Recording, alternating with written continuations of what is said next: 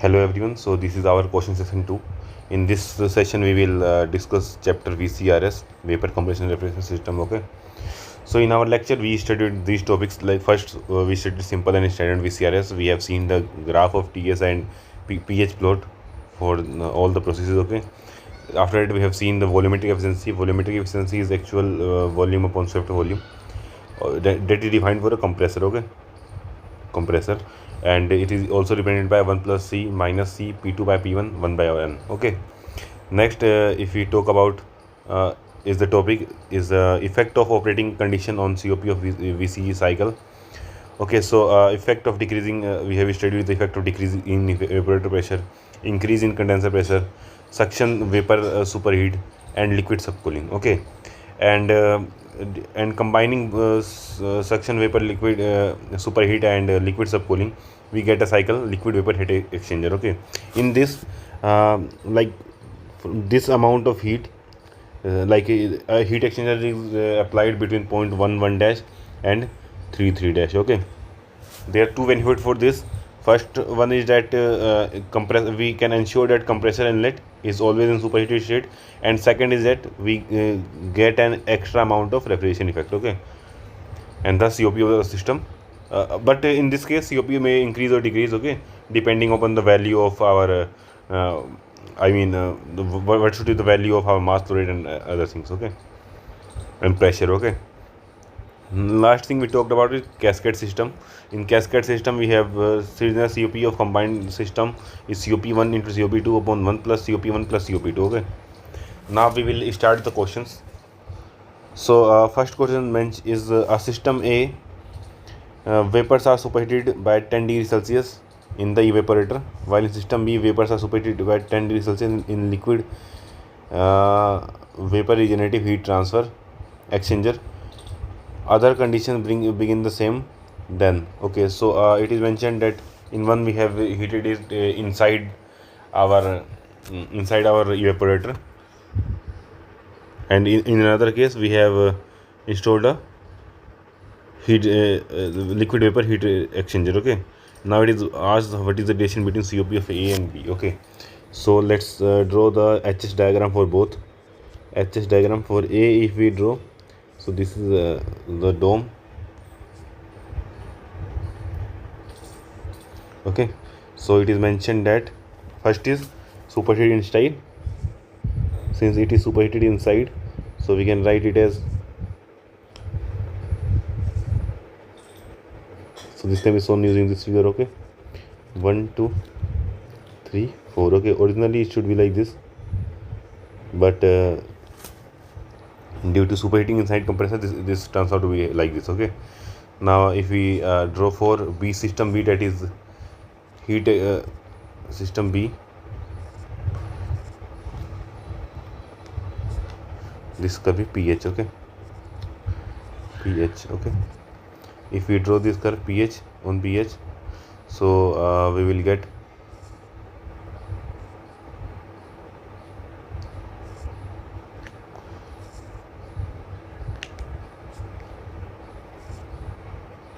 so in this case, in both cases our refrigeration effect is increasing. Okay. Here this total amount is refrigeration effect. Here increase in refrigeration effect will be mentioned by these points. Okay. But if we talk about work done, then work done in both cases also equal. Okay. We know that COP is equal to desired effect, that is refrigeration effect upon work input. Okay.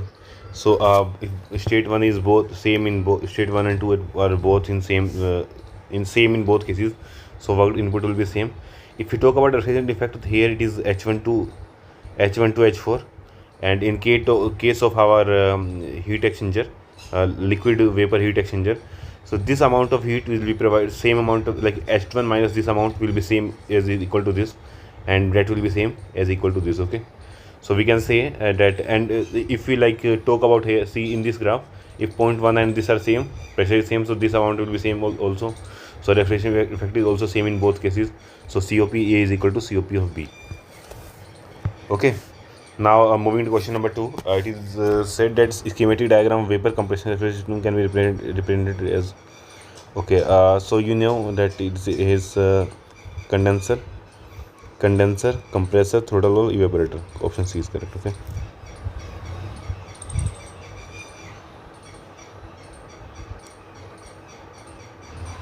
Moving to next question number 3. Consider the following statement: dry compression in reciprocating compressor is preferred because it, okay, dry compression is preferred because it prevent damage, of course. It enable use of thermostatic expansion valve. This isn't, we don't know about this. Next, let look at it. Minimize irreversibility in the compressor, prevent washing out of lubricant oil. Okay, this is correct. So point 1 and 4 are correct. Okay. Next, we will move into question number 4.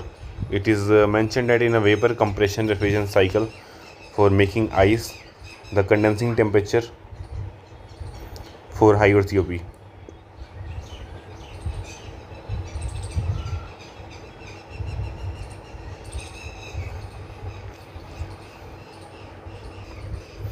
So it is mentioned that simple vapor compression refrigeration cycle. So let's draw a pH diagram. This is our saturation curve. Okay. Now if we like say this is the condenser pressure. Okay, and let's say this is our evaporator pressure, PE, PC. Okay, so we know that this is our work input 1 to 2. Now 2 to 3, this process is 2 to 3, 3 to 4 is this process.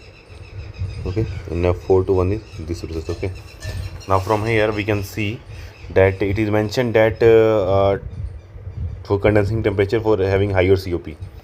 So COP is mentioned at desired effect, that is refrigeration effect upon work input. Okay, so there are two options. First, if we let's say if we decrease the condenser pressure, then if we decrease the condenser pressure, then we can say that our refrigeration effect will increase and work done will decrease. Refrigeration effect increases and work done decreases. So the COP value will increase.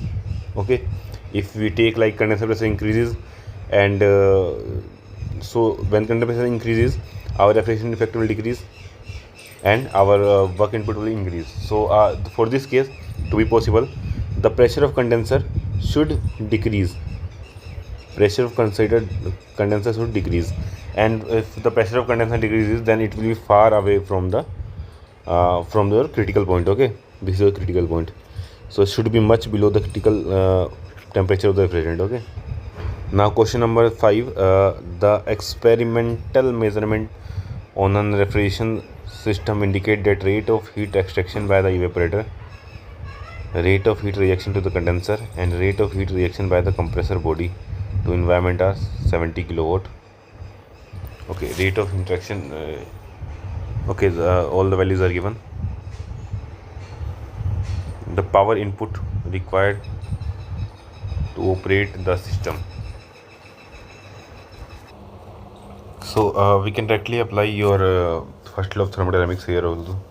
Okay, so we know that for the cyclic process, cycle integration of delta Q is equal to cycle integration of work done. Okay, so from here we can find that cycle integration Q is like heat extracted by the evaporator is 70 minus heat reacted to the condenser is 90 minus heat rejected by the compressor body is 5 is equal to W. Okay, so we find W is equal to minus 25 kilowatt. Okay, so we can write W compressor is equal to 25 kilowatt. Okay, option C is correct. Okay, now moving to question number 6. It is mentioned that consider the following system.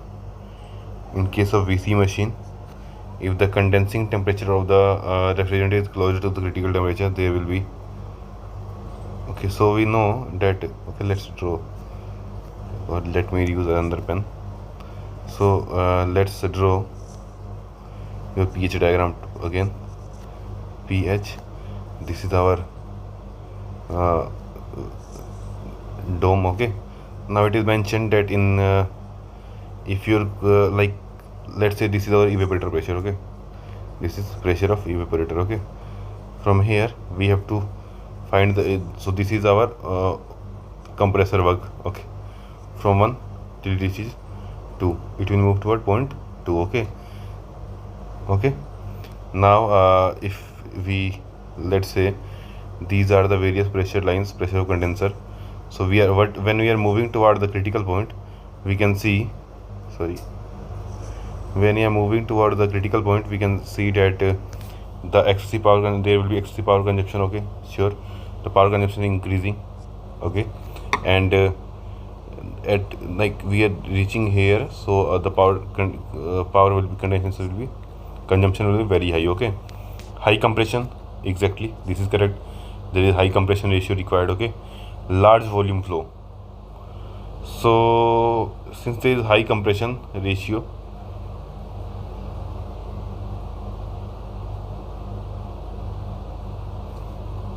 so since there is a high compression, so volume flow will be low.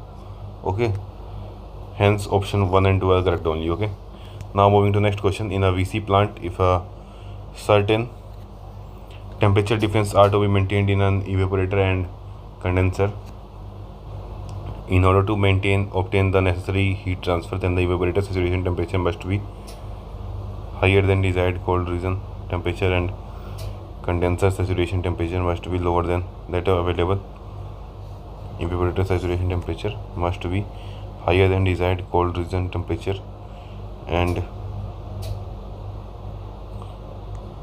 okay, so it is said that your pressure difference temperature difference are to be maintained in evaporator and condenser in order to obtain the necessary heat transfer. Okay, so if I let's say that this is our let's say that's outside environment T node, this is our inside environment Ti. So if we install our cycle here, okay, refrigerator here, so refrigerant must move. So here let's say this is condenser, this is our evaporator, this is connected with your compressor. Okay, now evaporator, condenser, and here there is a throttling valve. Okay, so this evaporator is continuously interacting with temperature Ti, condenser interacting with temperature T node. Okay, so there must be some temperature difference here, let's say delta T condenser, and here also must be some delta T evaporator temperature difference, such that the heat transfer from condenser to the surrounding is possible. Heat transfer from this inside surface to evaporator, inside space to evaporator is possible. Okay, so this is mentioned here. Okay, now it is mentioned then the evaporator saturation temperature must be, so it is asked the saturation temperature of evaporator must be higher than desired cold region temperature,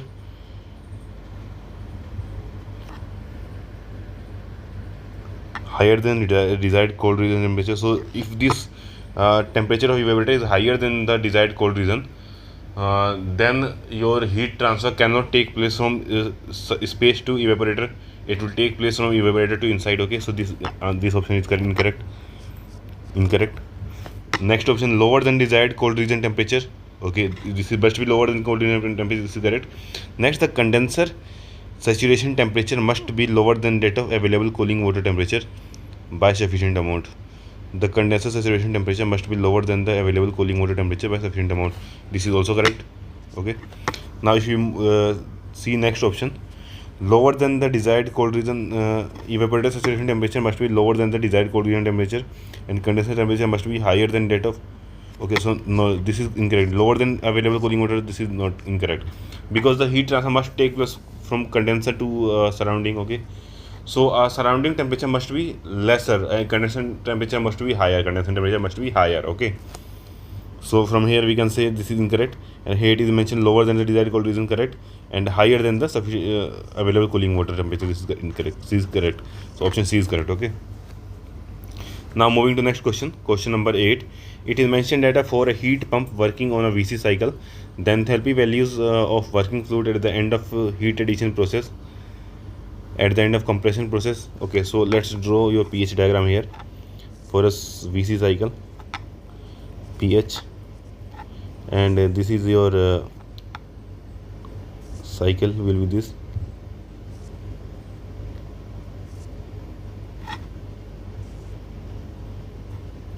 Okay, so this is 0.1, 0.2, 0.3, 0.4. Okay, now it is mentioned that the heat is added to the addition process. Value of working fluid at the end of heat addition process. Heat addition process from 4 to 1. So you have given H1 is equal to 195. Now next is mentioned in the end of compression process. End of compression is 2. So we have given H2 is equal to 210. Now we have been mentioned at the end of heat reaction. So H3 is mentioned. S3 is equal to 90. Okay, and at the end of heat reaction process and the end of isothermic expansion. This is isothermic expansion process. Okay, so this will be equal to H4. Okay, now mass flow rate given as 0.5 kg per second. It is mentioned then the heating capacity of heat pump is, so if it is working as a heat pump, so its heating capacity is given by m dot. So this here will be our heating element. Okay, H2 minus H1 S3. Okay, so we will substitute the value of 0.5 times of H2 is 210 minus 195, sorry, minus 90. So we get the value of 160 kilowatt. Okay, so the heating capacity is 60 kilowatt. Next, if we talk about question number 9, a compressor of an ammonia refrigerant machine has volumetric efficiency is given as 85%. The swept volume is equal to 0.28 meter cube per minute. The ammonia having a specific dry specific volume Vg is equal to 0.25 meter cube per kg. Enters the compressor with the dryness fraction x1 is equal to, enters the compressor with dryness fraction 0.7. Okay, the mass flow rate ammonia through the machine. It is asked about the mass flow rate. Okay, so we can say that at this state the specific volume is given by x1 into Vg. If Vf is neglected, okay, now we can write it as 0.7 into 0.25. So we can do 0.7 into 0.25. Okay, so we get V is equal to 0.175 meter cube per kg. Okay, now it is mentioned that what is the mass flow rate. So we can find mass flow rate is equal to, we can see, let's see units here. Okay, this is meter cube per kg and mass flow rate is given in and volume is given in meter cube per minute. Okay, so if we want to solve this, we can say, or mass, we can know that specific volume is volume upon mass. So mass is equal to, specific volume is equal to volume upon mass. So mass is equal to volume upon specific volume. Now one thing, this mass here should be actual volume. Okay, now from here we have given that eta V is equal to, we know that eta V is actual volume by swept volume, and we have given a value of 0.85 is equal to eta V is equal to V. Actually we can calculate by substituting Vs is equal to 0.28. So we get Va is equal to 0.28 into 0.85. Okay, so we get value of Va is equal to 0.238. Okay, this meter cube per minute. If we substitute this value here, we will get m dot is equal to this Va divided by this V, 0.175. Okay, so we get m dot is equal to 1.36 kg per minute. Okay, so option B is correct here. Okay, now moving to next question. It is mentioned that for a vapor compression refrigeration cycle is represented as shown in the figure. The state 1 being the exit of the evaporator. The coordinate system used to use in this figure is, okay, so we know that this is throttling process, so this should be H. Okay, this should be H. Next we know that temperature here is constant. Okay, and this here, so this should be constant pressure line here. Okay, so we know that in TS so if we want to like uh, when in the wet region temperature remains same, and as we superheat the steam, the temperature of the steam continuously increases. So this should be T, and hence this should be TH.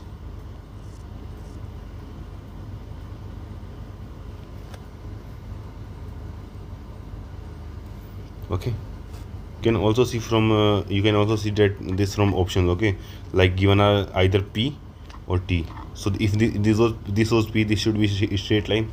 Since this is also straight line, this should be T. Okay, next here it should be either H or S, and if it was H, then this process should be shown like this. Okay, now since it is not shown like this, so it means that it is H. Okay, now moving to next question. The following items. Okay, assertion reasoning question number 11. In a vapor compression refrigeration system, the condenser pressure should be kept as low as possible. 11th. In the vapor compression refrigeration system, the condenser pressure should be kept as low as possible. Increasing condenser pressure reduces refrigeration, increases the work of compression. Yeah, this is correct. Okay, I told you in previous question na, let's say this was our pH diagram.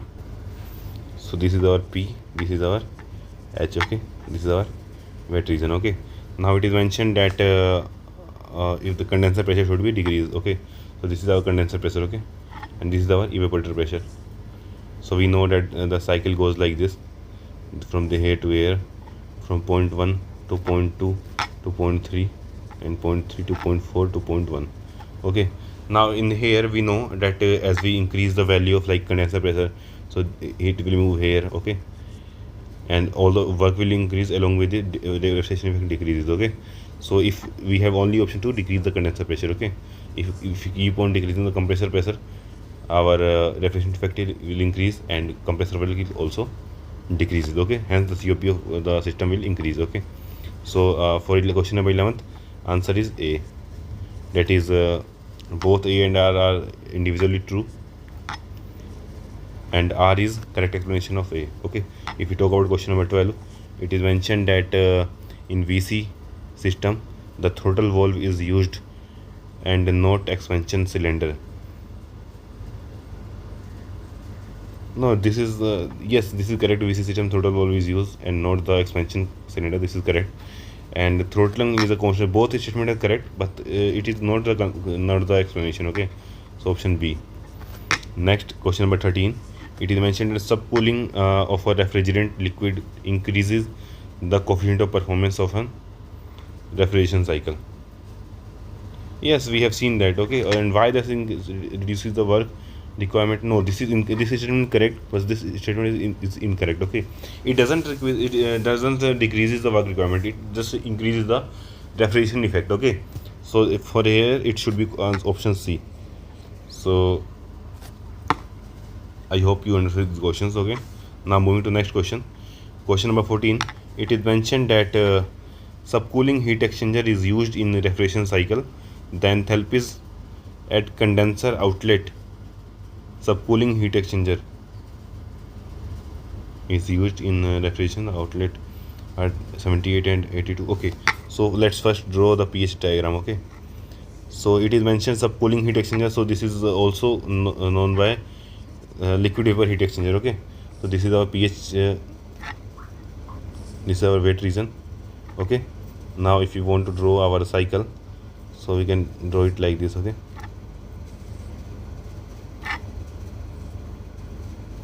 okay, this is 0.1, 0.2, 0.3, 0.4. Okay, now it is mentioned that the enthalpy is at condenser outlet, and this is 3 dash. Let's say this is 3 dash, 4 dash, 1 dash, 2 dash. Okay, now it is given that the enthalpy is a condenser outlet and evaporator outlet.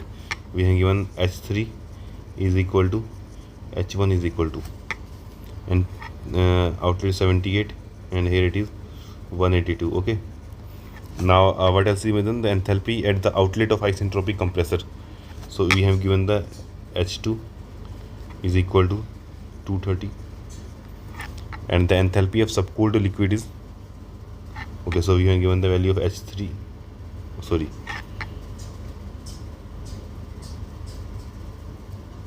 I'm really sorry, it is mentioned that the enthalpy condenser outlet and, okay, so this should be H3 dash, this is our condenser outlet, this is the evaporator inlet or evaporator exit 1 dash.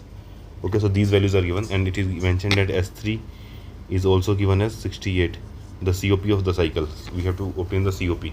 So for the subcooling heat exchanger, we can write H3 dash minus H3 is equal to H1 minus H1 dash. Okay, now we have a given value of H3 dash is equal to 78 minus S3 is equal to 68 is equal to H1 we have to find minus H1 dash is given as 182. So from here we can find H1 is equal to, so this value is 10 and 10, and when come here 10 will add to this, so 192. H1 is equal to 192. Now we have to calculate the COP. COP is equal to desired effect. Desired effect is H1 dash minus H4. The desired effect upon work input is H1 minus H2. So we can like substitute the values here.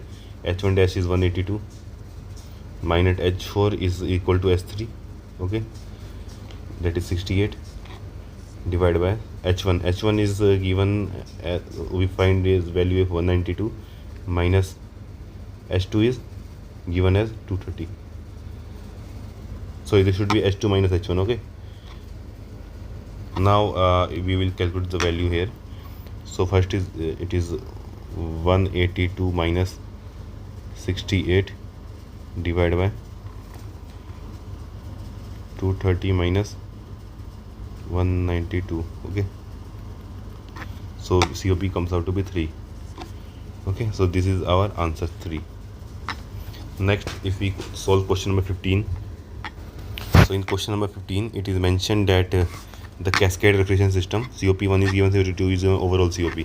We know that COP overall cascade system is given by COP1 into COP2 divided by 1 plus COP1 plus COP2. So this can be written as 2.3 into 1.6 divided by 1 plus 2.3 plus 1.6, okay, and this value will be, okay, so let's calculate it.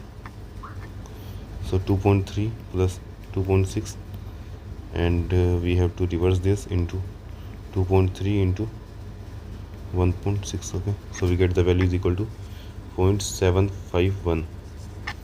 okay, so this is our COP of overall cascade system. Okay, now this is the gate 25 question, sorry, gate 15 question, and in this it is mentioned that refrigerant enters into compressor of a standard vapor at minus 10 degrees Celsius.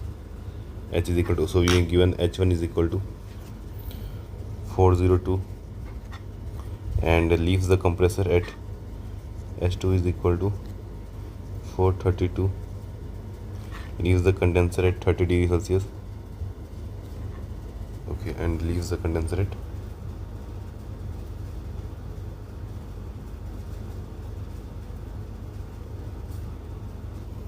so is H3 is equal to 237 and this value will be also equal to H4. okay, so COP of cycle is equal to refrigeration effect, that is our H1 minus H4 upon work input, that is H2 minus H1.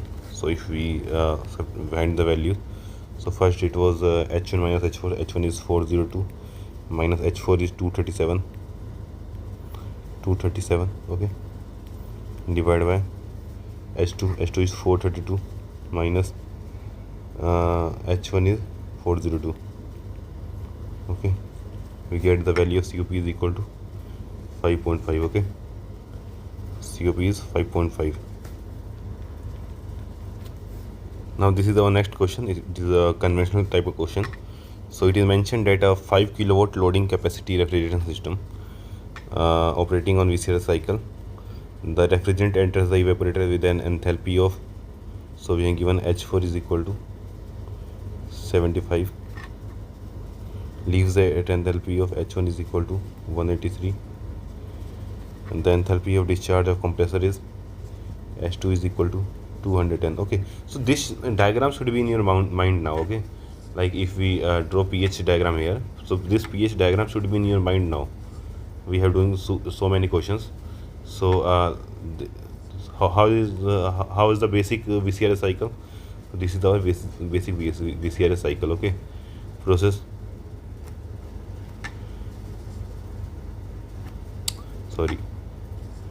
process 1 to 2 is in compression, 2 to 3 is our condenser, 3 to 4 is throttling, and 4 to 1 is our evaporator. Okay, so whenever it is mentioned evaporator exit, so point is 1. Okay, evaporator entry, point is 4, compressor exit, point is 2. Okay, so these values are given, and leaves the enthalpy of 183. The enthalpy of discharge of compressor is this. Okay, calculate the COP. So first, and one more thing, that S3 is always equal to H4. So this term will be also equal. Okay, now it is mentioned that the first part is COP. So we can find COP. The refrigeration effect is written by H1 minus H4. Work input is H2 minus H1. Okay, so H1 minus H4, if we do subtract these both values, let me do it here. 183 minus 75, we get 108. We will divide it by H2 minus H1. H2 minus H1, 210 minus 183. Okay, this value comes out to be 4. Okay, now if we move to second part is mentioned that power consumption. So second part, we know that COP is given, or we can write it directly as it is. One more thing is mentioned here, cooling capacity is equal to 5 kilowatt. Okay, so we can write cooling capacity is equal to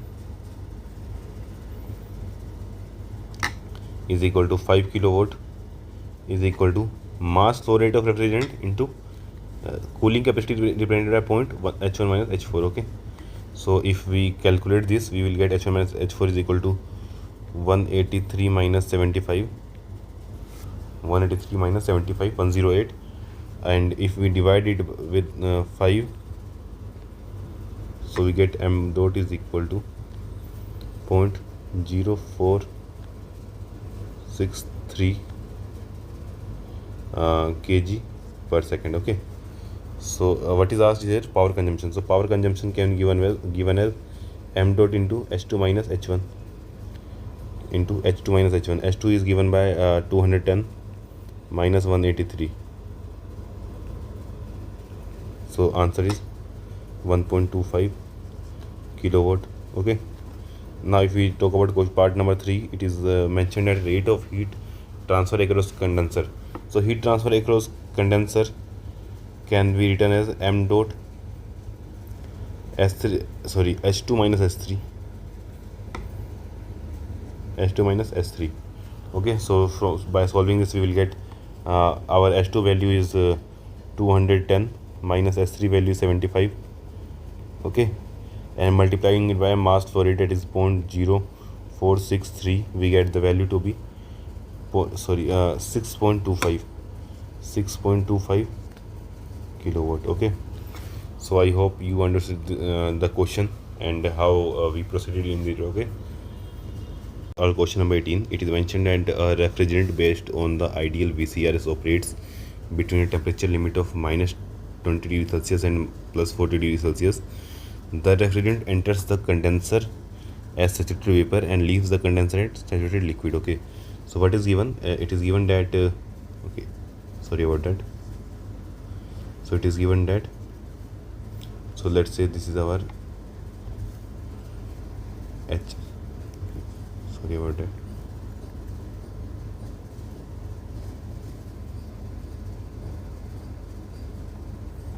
So let's draw our pH curve. Okay, this is P, this is our H. Okay, and this is our dome, this is our dome. Okay, now it is mentioned here that the condenser, like the enters at the refrigerant enters at in condenser at this point. This is point will be our 2 this will be our 3, this is mentioned. Okay, so since it's 3, this will be our 0.4. okay, and it will be 0.1 will be along in us on a same this pressure. Okay, and since we know we can find that from this given table, and here we know that H2 can be written as H2 is equal to, so this temperature is 40 degrees Celsius, this temperature is minus 20 degrees Celsius. Okay, now at 40 degrees Celsius Hg values will be H2, so 40 degrees Celsius Hg value is 200.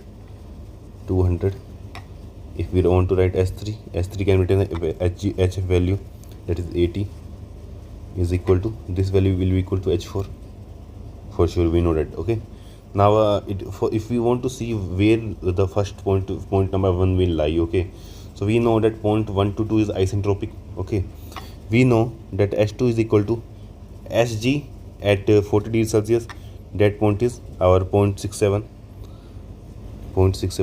Now this value is less than Hg at the rate minus 20 degrees Celsius. Okay, it means that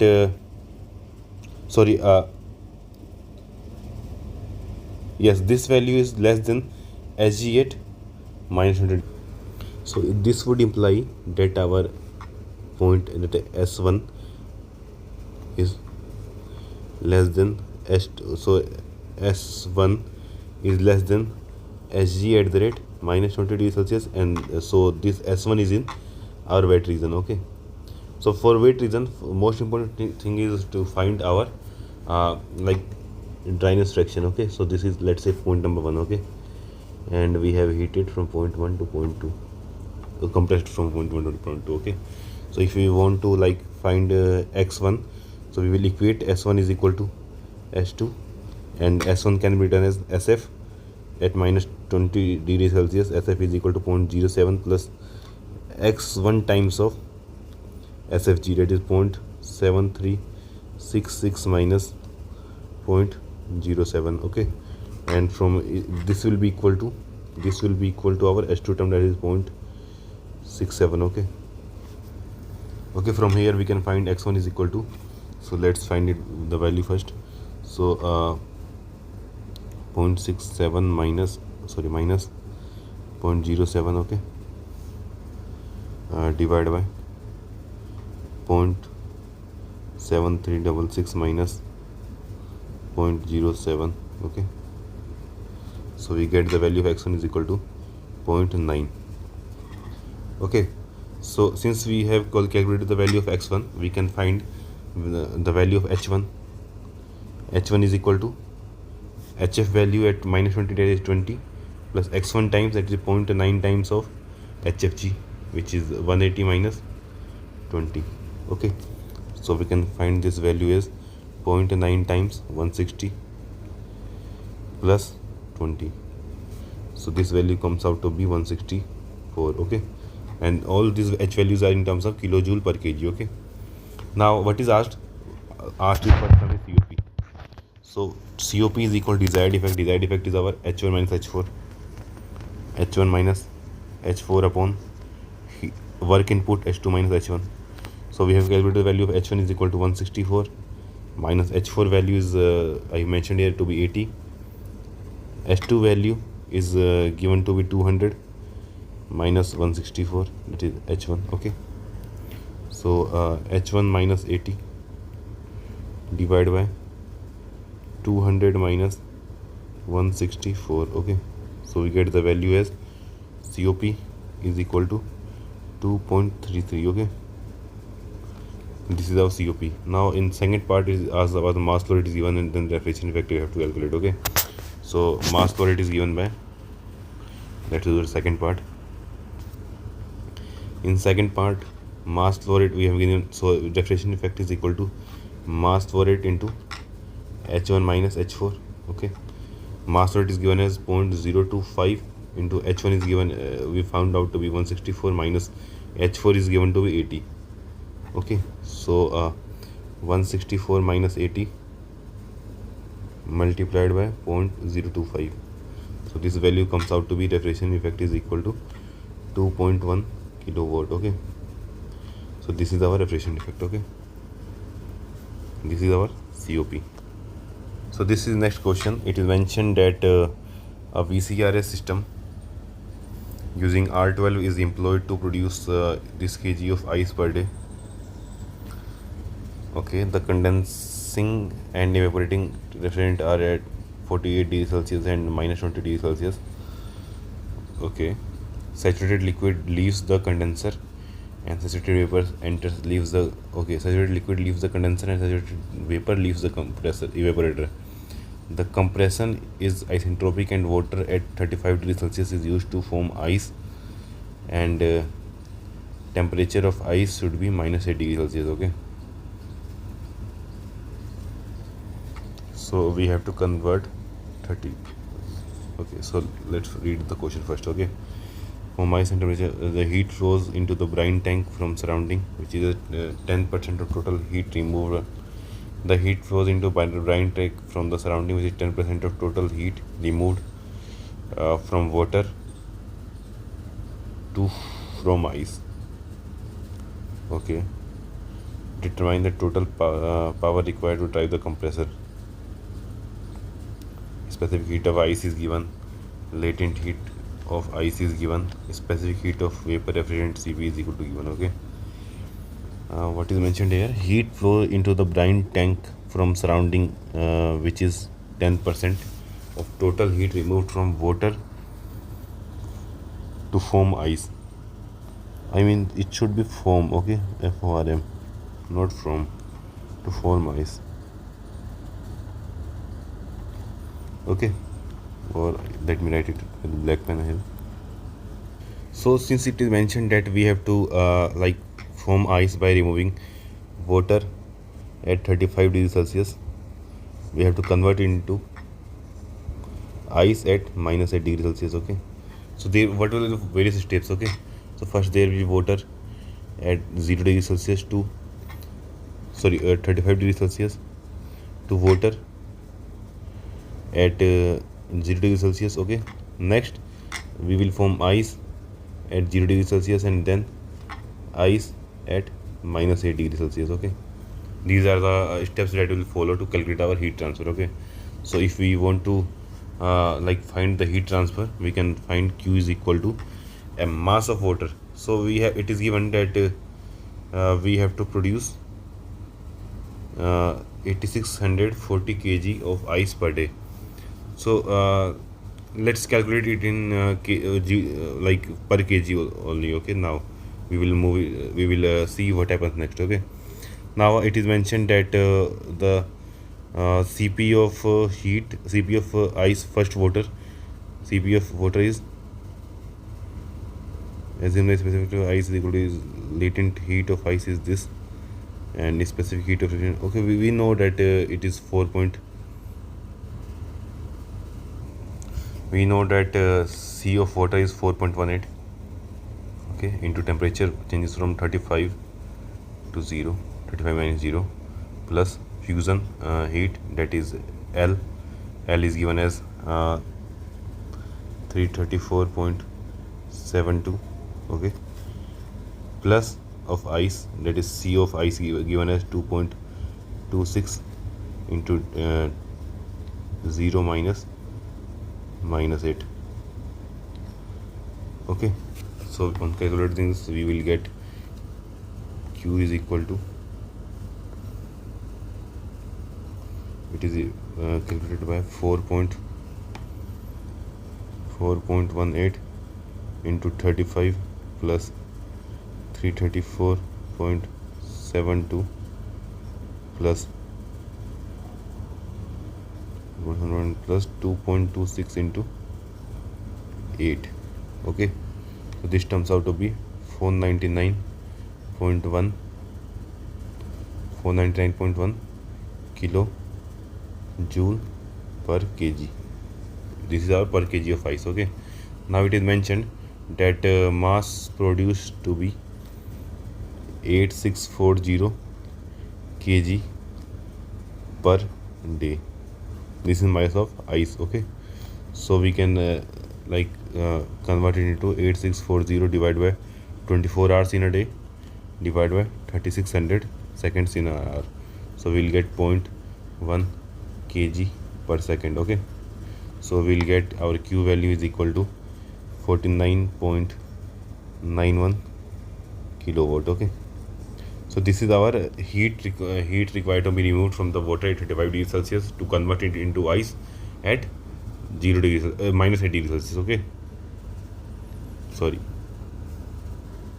Now this Q is basically Q ice. Okay, Q to form ice. Okay, now it is mentioned heat flows into brine tank from surrounding, which is 10% of total heat. Okay, so Q actual, if we want to calculate Q actual, so let's write it here only.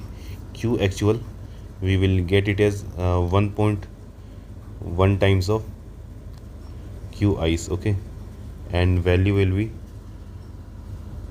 49.91 into 1.1. Okay, so value will be 54.9 kilowatt. Okay, so this will be our actual heat transfer rate. Okay, actual heat which should be like removed from our space to produce the refrigeration. Okay, now it is mentioned that refrigeration R2 is used. Okay, and what else is mentioned? Determine the total power required to drive the compressor. Okay, so this should be what should be our, this should be our if I want to say, this should be our refrigeration capacity. Okay, now that we have find our actual like refrigeration like how much load is acting. Okay, so first we have to draw our cycle. Okay, how will our pH cycle look like? So on pH plot we will draw it. pH, this is our dome wet region. Okay, now it is mentioned that that the condenser here it is mentioned a condenser and saturated vapors. Okay, so, the saturated liquid leaves the condenser and saturated vapor leaves the evaporator. Okay, so let's say these are two pressure lines. Okay, these are two pressure lines. Okay,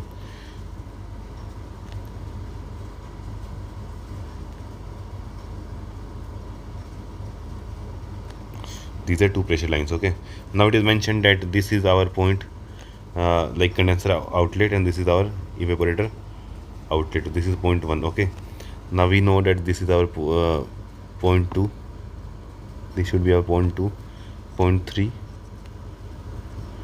Okay, and point 4 should be like this. Okay, isenthalpy process, and 4 to 1 is this. Okay, so we get this plot. Okay,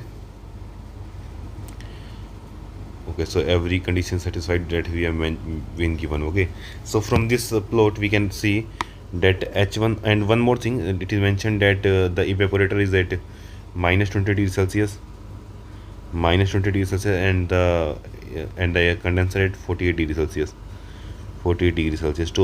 So we have been given value of H1 is equal to Hg value at minus 20 degrees Celsius, that is 178.74. Okay, and we can find our S3 value is equal to HF value as 82.83. These both values are in kilojoule per kg. Okay, now to find, and this S3 value will also be equal to our H4. Now to find H2 value, we have to like consider how much superheating is there. Okay,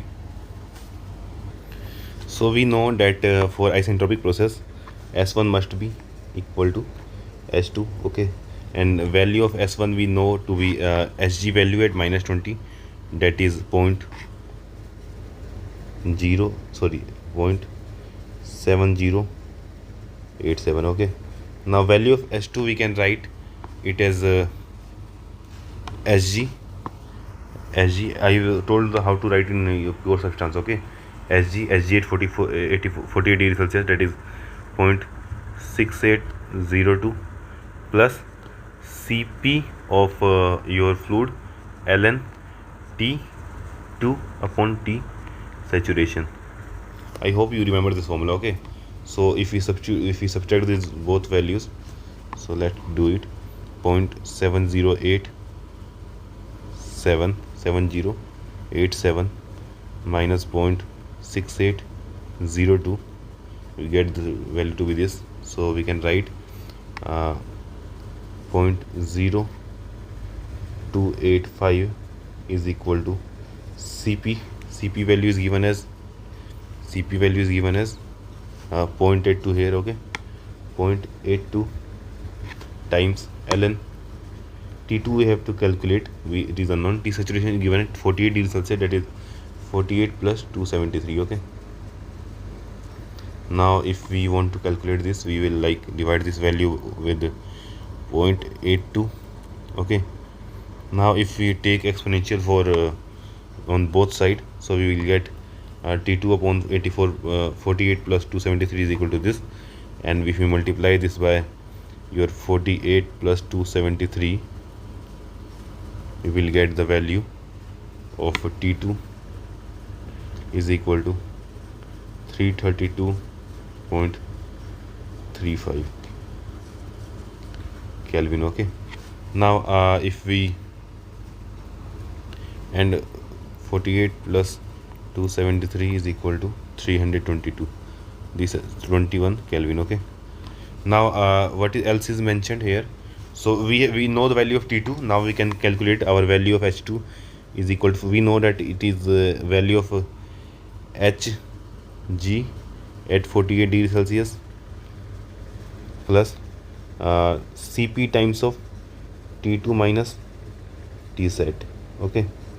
So using this we can write like Hg at 48, the value of Hg is 205.83 plus Cp value is given as 0.82 into T2 value is 332.35 minus T saturation is 321, okay. Now if we solve this, minus plus 332.35, okay,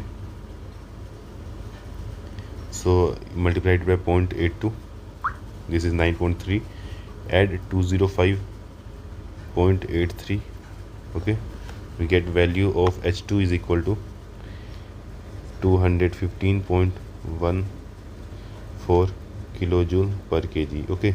Now we have all values of enthalpies. H1 we know value of H1, we know value of H3 and H4, H2, okay, H2 value we know is this, okay. Now what is asked? It is asked that determine the power, okay. For that power, so power can be calculated as m dot times of H2 minus H1, okay.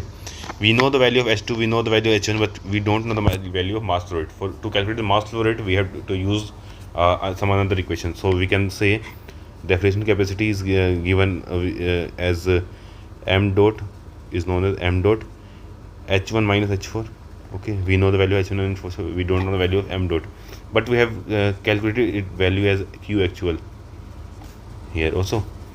So we can say that mass flow rate into H1 value is 178.74 minus H4 value is 82.83 is equal to Q actual is 54.9, okay.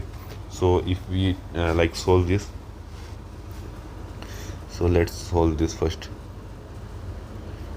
178.74 minus 82.83 reverse into 54.9, so we get m dot is equal to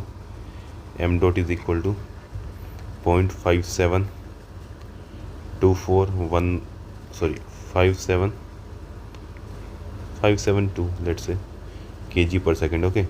Now since this is our mass flow rate, so we can use this mass flow term here, and if we substitute the value of H2 minus H1, multiply mass flow rate by H2 minus H1, so H2 value we calculated is 215.14 minus H1 value is 178.74, so we get the value as 20.5 power is equal to 20.84 kilowatt. Okay, so in the question we have been asked what is the total power required to drive the compressor in kilowatt. Okay, so I hope you understood this question solution well. Okay, so since it was given that mass flow rate required is mass of dry ice required as this, mass of dry ice required is this, and we have been given with the some condition, initial condition, the ice condition we have to given how to convert to ice, and it is also given that 10% of heat loss is added back. Okay, another thing is so from here we have calculated our the heat, what will be required heat, okay, to be removed from water, and this will term to be refrigeration capacity. Okay, now we have drawn the our pH diagram according to given condition, and to obtain the value of H2 we have to first like equate S1 and H2, because this is isentropic process. From here we have calculated value of T2, and using value of T2 we can using this equation we can calculate value of H2. Okay, and now if you want to calculate the power, if we require the mass flow rate into H2 minus H1, and to calculate the value of mass flow rate we have been we are being forced to use our refrigerant capacity is equal to mass dot H1 minus H2 H4. Okay, so from here we will calculate our mass flow rate, and using this mass flow rate we have calculated the power is equal to 20.84. Okay, now we will see this question. Will be our last question for this lecture. Okay, so it is mentioned that a food storage requires a refrigerant capacity of 15 TR. 15 TR we can convert it into a kilowatt by 15 into 3.5167 is equal to 15 into 3.5167. Okay, so we get the value of RC is equal to 52.75 kilowatt. Okay, now this is our refrigeration capacity. Okay, so what is next is mentioned that it works between minus 10 degrees Celsius and 30 degrees Celsius. The temperature of refrigerant superheated as gas in evaporator is at minus 5 degrees Celsius. Refrigerant superheated as a gas in the evaporator. Okay, in the evaporator. Okay, so let's draw your pH diagram along with this. So it is mentioned, so let's draw here TS diagram. Okay, so TS diagram if we want to draw. Okay, so let's draw TS diagram. TS. Okay, so this will be our dome. Okay, now it is mentioned that it is occurring between minus 10 and 30. Okay, so there will be two constant pressure curves here. Okay, this constant pressure curve. Okay,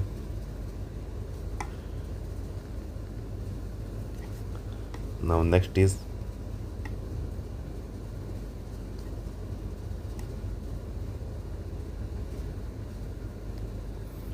now we also draw our lower pressure. Okay, this is will be our lower pressure line. Okay, now it is mentioned that this higher pressure is at 30, temperature is at 30 degrees Celsius, this is at minus 10 degrees Celsius. Okay, now it is mentioned that in evaporator it reaches this point, let's say this point 1, and this point is at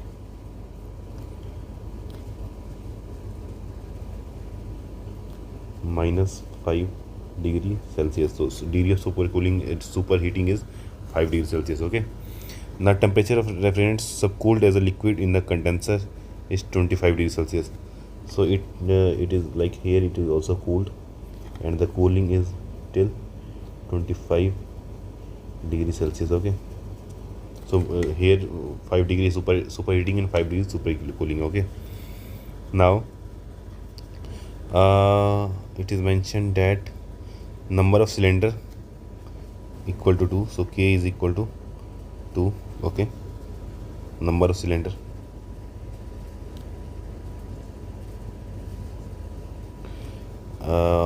Stroke is equal to 1.5 times of bore. Okay, and bore and speed is 960 RPM. Okay, determine the refrigeration effect per kg. Okay, and mass flow rate of refrigerant in kg per minute. Theoretical piston displacement COP, bore and stroke of compressor.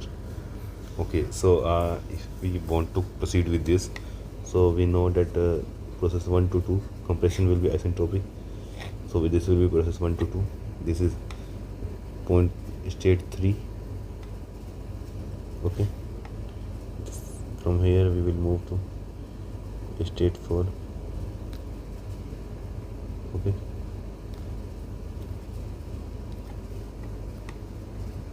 okay. So now from this graph and this given table, we can say that value of, we can write value of h1, or let's write it here only. Value of h1 is equal to value of hf at the rate minus 10 hg at minus 10 degrees Celsius, that is hg at minus 10 degrees Celsius 347.96 plus Cp times, and it is given that specific liquid is taken as this and this vapor is taken as this, so this Cp is 0.615, okay, into the temperature difference is 5 degrees Celsius. Okay, so if we calculate this value, we get our 347.96 plus 0.615 into 5.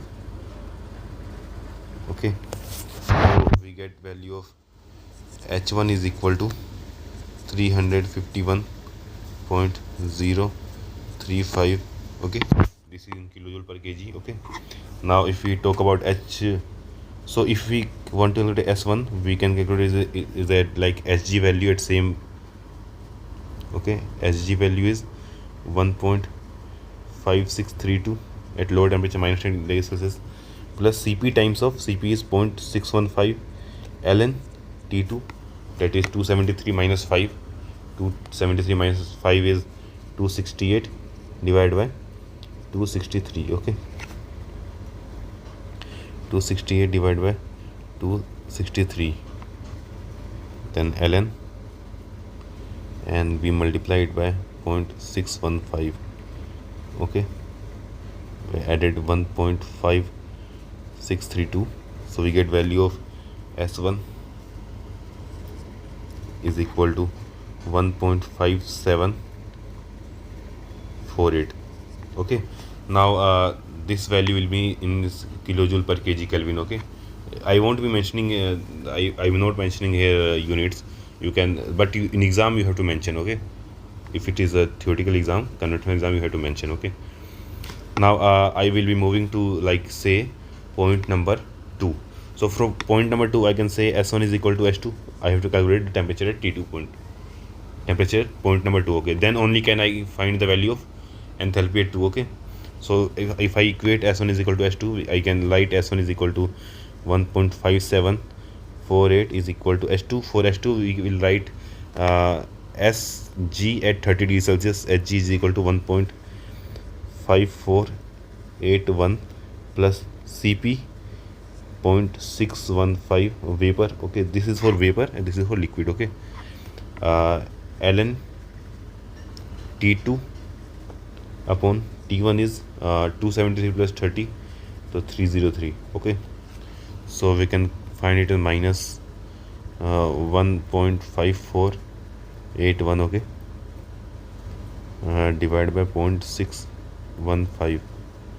okay, then exponential of this function multiplied by 303. Okay, so we get T2 is equal to, we get T2 value is equal to 316.43 or 44 Kelvin.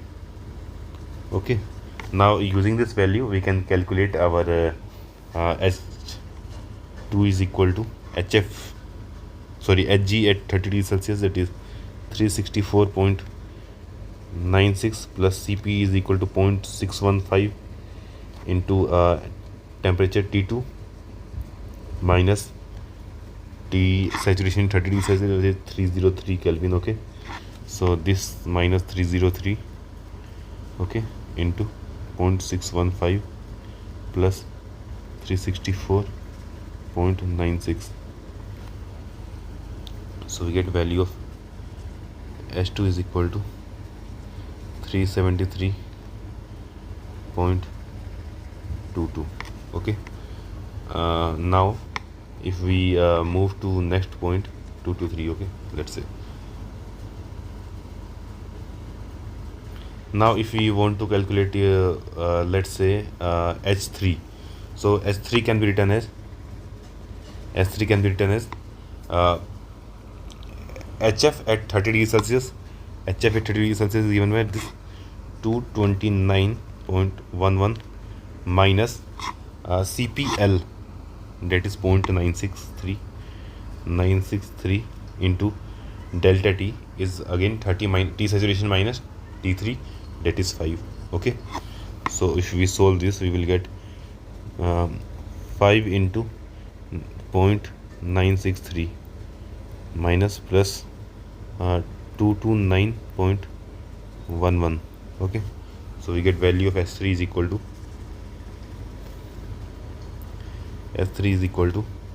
224 point, or we can say directly write it as 3. okay, 224.3, and this value will also be equal to H4.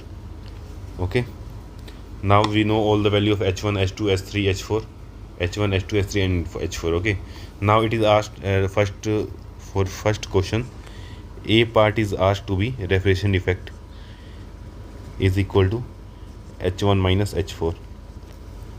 so if we do that, H1 is 351.035 minus H4 is 224.3, so we get the value as refrigeration effect is equal to 126.74 kilojoule per kg.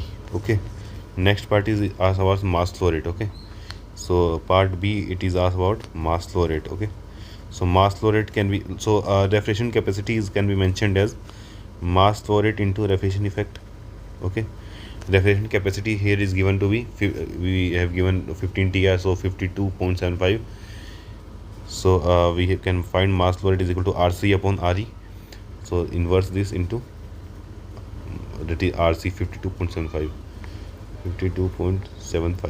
okay, so mass flow rate is equal to 0.416 kg per second. okay,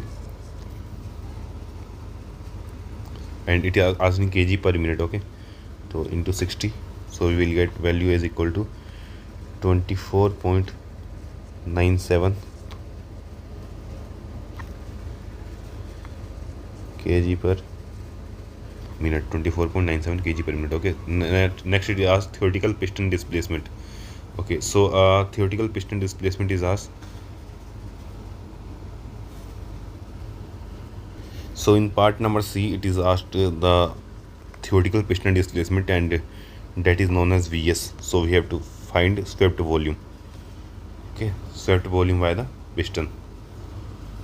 So if you want to calculate the theoretical piston displacement, so this will be how much will be the volume of inlet mass. okay, so if we look in terms of our state in the terms of our inlet condition only, so we can write specific swept volume is equal to m dot v1, that is v entry for any compressor. okay, m dot v1. okay, now we have to calculate v1 for this. So v1 can be calculated as v1 is equal to, now it, since in this steam table if you see like this, v only a single value of volume is given. okay, specific volume is given, so this v should be corresponding to our inlet condition or outlet condition. okay, so here, so value of this v1 should be 0.07702. okay, now if we multiply value of mass flow rate with v1, we will get our swept volume vs is equal to, so sorry, 0.0007702 into mass flow rate. Mass flow rate is given by 24.97. this comes out to be 1.923 meter cube per minute, or if we want to calculate it in seconds, we can divide it by 60. We get value to be 0.03205 meter cube per second. Okay. Now in option D, it is mentioned that find the COP. If we want to calculate the COP of this, then COP is desired effect, that is reflection effect, which will be equal to H1 minus H4 divided by compressor work, that is H2 minus H1. Okay, so we know the value of H1, H4, H2, H1. So after substituting the value, let's calculate here.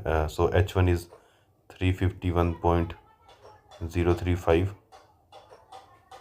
minus H4 is 224.3. okay, this will be divided by H2. H2 is our 373.223 minus H1 is 351.035.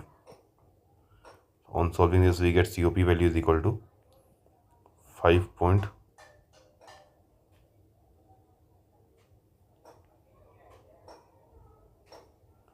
Is equal to 5.71. okay. Now in part E, it is mentioned that bore and stroke of the compressor. Okay, so part E, it is mentioned bore and stroke. Okay, so we know that set volume is also written as like total volume of our cylinder, pi by 4 d square is the volume of cylinder into K is number of cylinders. Okay, now if this we obtained is equal to 1.923 is equal to pi by 4 into d square L. It is mentioned that L is equal to 1.5 d, so d square is written as it is. L is written as 1.5 times of diameter into K, number of cylinder. It is mentioned that it has two cylinders. Okay, 2 cylinder. And one more thing, it is also multiplied by n speed to like turn it into meter per minute or per second. Okay, so speed is given as 960. okay, 960 rpm, 960. okay, so on solving this, we will get, let's calculate first. So this 1.923 into 4 divided by pi. Okay, divide by 1.5, divide by 2, divide by 960. Okay, and now we will cube root this equation.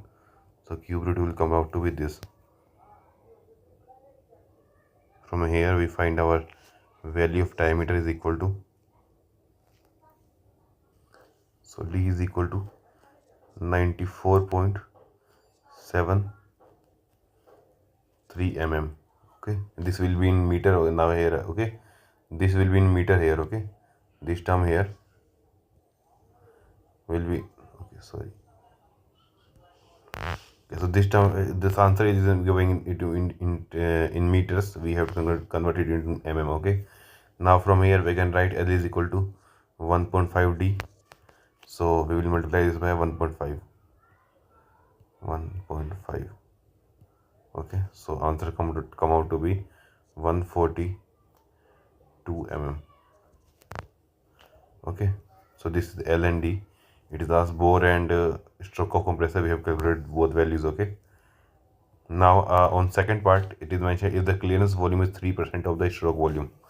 Okay, in second part, it is mentioned that the clearance volume is equal to 3% of stroke volume. So clearance volume is equal to 0.03 times of stroke volume. So we can say Vc by Vs, which is equal to 0.03, and this value is also called as a clearance volume. Okay, so next what is mentioned, that determine the value of volumetric efficiency. So volumetric efficiency eta V is given as 1 plus C minus C times of P2 by P1 की power 1 by n. Okay. Okay.